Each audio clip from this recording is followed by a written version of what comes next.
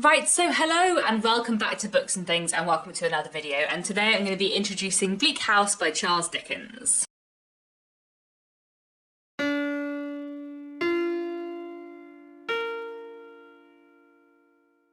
So Bleak House is going to be our next book for the Mega Dickens Readalong. If you don't know what the Mega Dickens Readalong is, I will leave more information about it down below in the description, but basically it is a 2-year Dickens Readalong where we're reading the works of Charles Dickens in publication order, and we're now well into the second year of this read-along.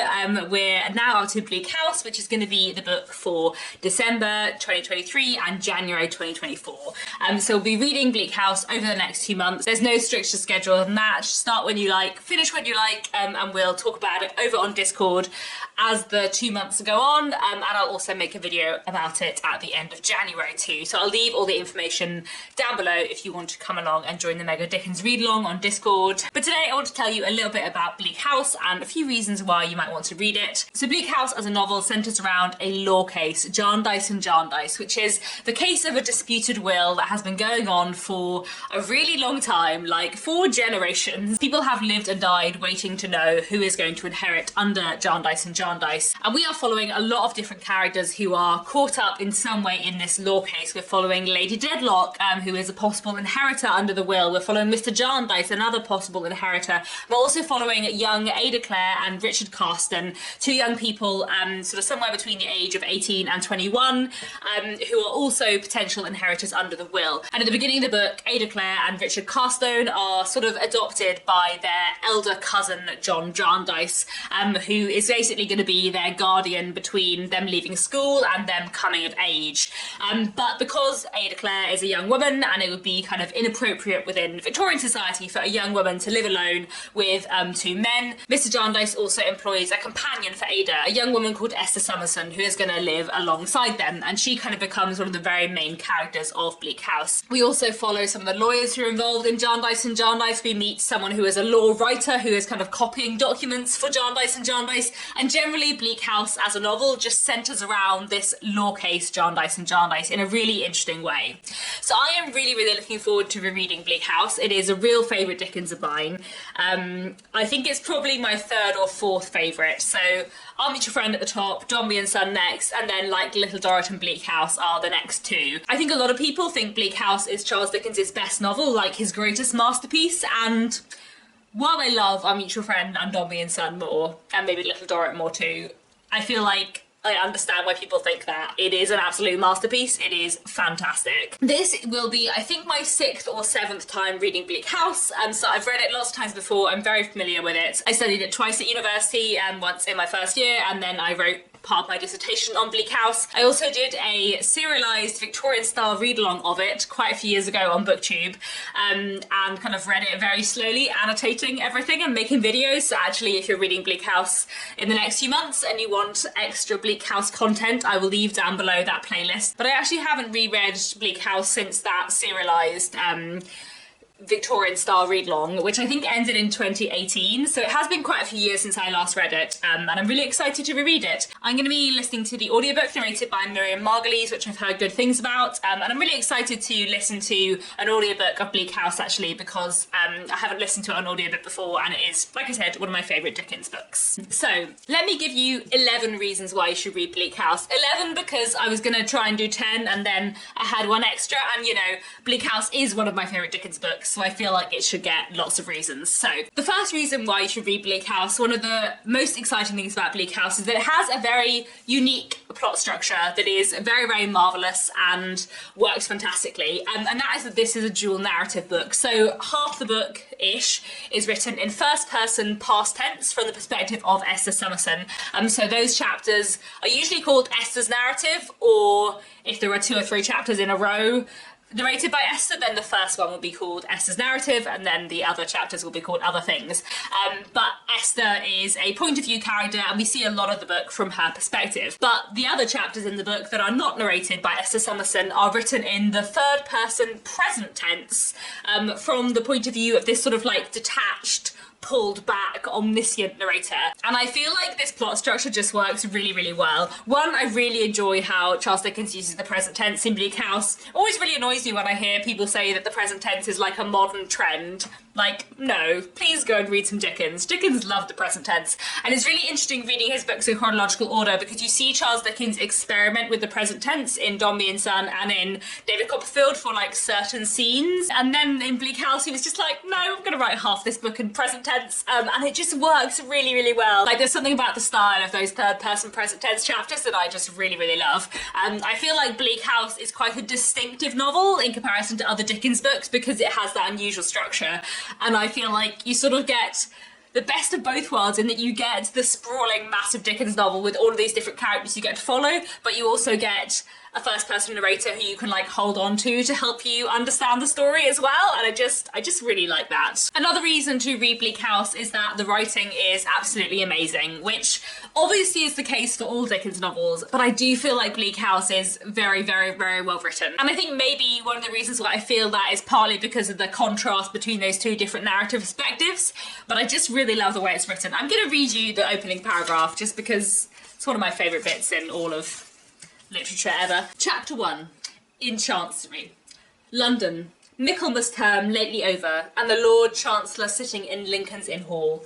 Implacable November weather, as much mud in the streets as if the waters had but newly retired from the face of the earth, and it would not be wonderful to meet a megalosaurus 40 feet long or so, waddling like an elephantine lizard up Holborn Hill. Dickens is so weird, and I love it so much. This is just, yeah, so well written. The third reason why you should read Bleak House is that the plot is just amazing. Like, having the lawsuit at the centre of this book works really, really well, I think, to draw together a lot of disparate elements, a lot of disparate characters, and the twists and turns in Bleak House, and the reveals, and the complexities of the relationships. Like, I just think the plot is really, really, really strong. Like, I know I said I felt like the plotting was a massive step up for Dombey and Son, but I do definitely feel that. David Copperfield is then quite a different style of book, I would say, because it's sort of first-person buildings romance, but then Bleak House, you see Dickens' plotting just getting, like, better and better, and I love it. The fourth reason why you should read Bleak House is kind of related to plot, but it is that there is a kind of mystery element to Bleak House, which I think works really, really well. So I'm being careful to avoid spoilers, but at some point in Bleak House, a crime occurs, and a man called Inspector Bucket arrives to solve this crime. Inspector Bucket is a really interesting figure because he is one of the kind of early literary detective figures. This is still very early on in kind of the history of detective fiction and detective figures within literature, and Inspector Bucket is a really, really interesting character, and I feel like the way Dickens uses this mystery slash crime subplot in Bleak House is just really, really effective and really fantastic, and that's a thing that is just really worth reading Bleak House for, especially if you're interested in kind of crime literature and how that kind of developed over time, I suppose. Another reason why you should read Bleak House is for its wonderful cast of exceptionally eccentric characters. Bleak House has so many magnificent eccentric characters. I started writing a list and then I just kept coming up with more names, but like Mr. Jarndyce, Harold Skimpole, Mr. Guppy, Mr. Crook, Mr. Smallweed, Mr. Turveydrop. I mean, you just have to hear the name Mr. Turveydrop to know this is going to be a wildly eccentric character, and I just really, really enjoy all of the very eccentric characters that you see in Bleak House, and I do feel like you get to know a lot of them quite well, and often you have this thing where you see a character from the third person omniscient narrator's perspective and also from Esther's perspective, and kind of seeing how they appear slightly differently in the two different perspectives is really, really interesting. That's just something I really, really enjoy in Bleak House, and I think it does really well. Like, the cast of eccentric, wild, exaggerated characters in Bleak House is just fantastic. Like, Dickens at his characterisation best. But reason number 6 why you should read Bleak House, kind of leading on from that, is that I also think, as well as doing the kind of eccentric, exaggerated characters so well in Bleak House, Charles Dickens does also in this book create a lot of like really psychologically complex and realistic characters who are interesting in a whole different way. So Esther Summerson, I think, is a really interesting character. She is the narrator of a lot of the book, as I've said. Sometimes she kind of frustrates me because she is so self-deprecating, but also you do get kind of a look into her head in a really interesting way. And also she is a bit of a like unreliable narrator in some ways, partly because she's so self-deprecating that she doesn't sometimes tell you things that are quite important, and that I think is really, really interesting, and she's a very interesting character. Then we also have Richard Carsten, who's a character I really, really enjoy. I feel like he is very believably and interestingly created. There's also Lady Deadlock, who I think is fantastically done, Mr. Tulkinghorn, who is like just one of Dickens's best characters. Like, Mr. Tulkinghorn is very, very, very well done. Slightly terrifying, fantastic. Also, again, kind of leading on from that, the seventh reason why you should read Bleak House is for the character relationships. I feel like the relationships between lots of different characters in Bleak House are just really, really well done. And there's a few in particular that I really enjoy that I want to mention. So one thing I really enjoy in Bleak House is the platonic friendship between Esther Summerson and Richard Carsten. It is very rare in Victorian literature to find a platonic friendship between a man and a woman who aren't related. Like, it just doesn't happen very much in Victorian literature.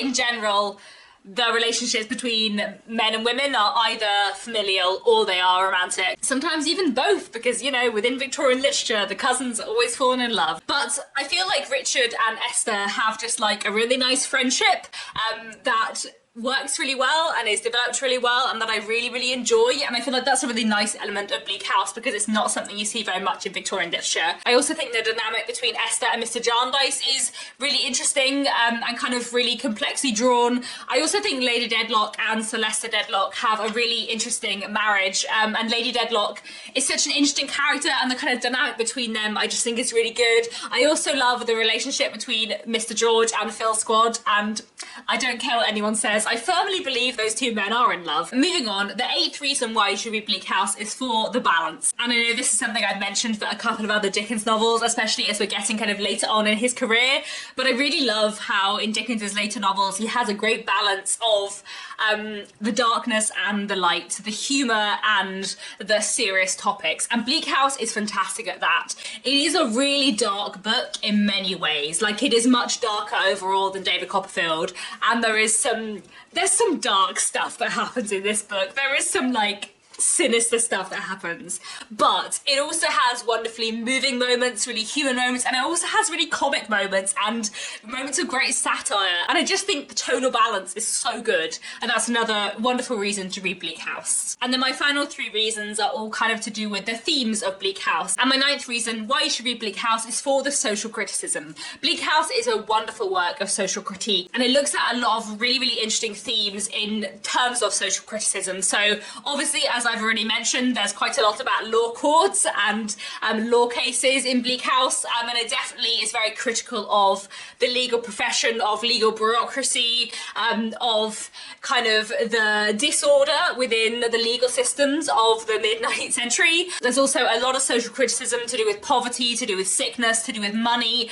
and to do with how people view people who are illegitimate. That's another big theme in this book. And there's just a lot of like interesting, weighty themes that Dickens is dealing with and kind of critiquing in Bleak House, which I really, really love. Another thing you should read Bleak House for is the great contrast it draws between London and the countryside. This is an element of Bleak House that I really enjoy, and in fact it's an element of a few Dickens books that I think is really interesting. A lot of Bleak House is set in London. Like, for me, when I think of Bleak House, I always think of it as a London novel. Like, so much of it is set in London. But we also do have a lot of bits that are not set in London. Bleak House itself is a country house. I think it's kind of near St Albans, that kind of area, if I remember rightly. And the way Dickens draws contrast between London and the countryside is something I always find really, really interesting, and in Bleak House it's done so well. One thing I always remember from Bleak House is that within the course of Bleak House, London is always full of mud and the countryside is never muddy. Like, London is where all the dirt and the mud and the grime is, and the countryside is like clean. And I feel like one, there probably would be some mud in the countryside, Dickens, but also I just feel like the way he characterises the countryside and the city is just fascinating in Bleak House. And then finally, my 11th reason why you should read Bleak House is because this book looks fascinatingly at gender. Obviously, this is something I talk about a lot when I talk about Dickens, because it's kind of my favourite subject in Dickens, I suppose, is what what I did my dissertation on at university. And when I was doing my dissertation at university, Bleak House was one of the books I wrote about, and I wrote a lot about the way this book looks at gender. And I feel like Bleak House is a really, really interesting book in the way that it looks at gender, both in terms of the way that it looks at the position of women, but also in the ways that it looks at masculinity. As you read Bleak House, Richard Carstone is a fascinating character to look at in terms of masculinity and what was considered like a failure or a success for a man to be in the Victorian period. Work is a massive theme in Bleak House, and how work and gender interact as themes in Bleak House is fascinating. The very different expectations on Richard Carstone as opposed to Ada Clare are really interesting to look at. And then to look at Esther Summerson herself, who has this drive to work, who basically ends up becoming the housekeeper of Bleak House because she can't really just live there. Like, she feels a desperation to do work and have some kind of duty to fulfill. And I feel like the way this book looks at work and gender and the way those two things interact are really, really interesting. This book also looks interestingly at kind of ideas of the fallen woman and illegitimacy and how those things tie into gender, and the way Dickens uses like lots of different characters to look at gender in lots of different ways is really, really interesting. And I just think in general Bleak House is a fascinating Dickens book to look at in terms of his presentation of gender and how it's kind of changing over the course of his career. So those are definitely enough reasons to be getting along with for why you should read Bleak House. It is just a wonderful, wonderful book. Like, it's so good. I'm really, really excited to reread this one, and you should all be excited to reread it or read it for the first time because it's just a fantastic book. Like, it's genuinely just very, very good, and I'm really, really excited to reread it. So that is all for now. Thank you so much for watching. Do let me know down in the comments if you're going to be taking part in the Mega Dickens read along over the next few months, if you're going to be reading Bleak House with us. And that's all for now. Thanks so much for watching, and I'll be back very soon with another bookish video.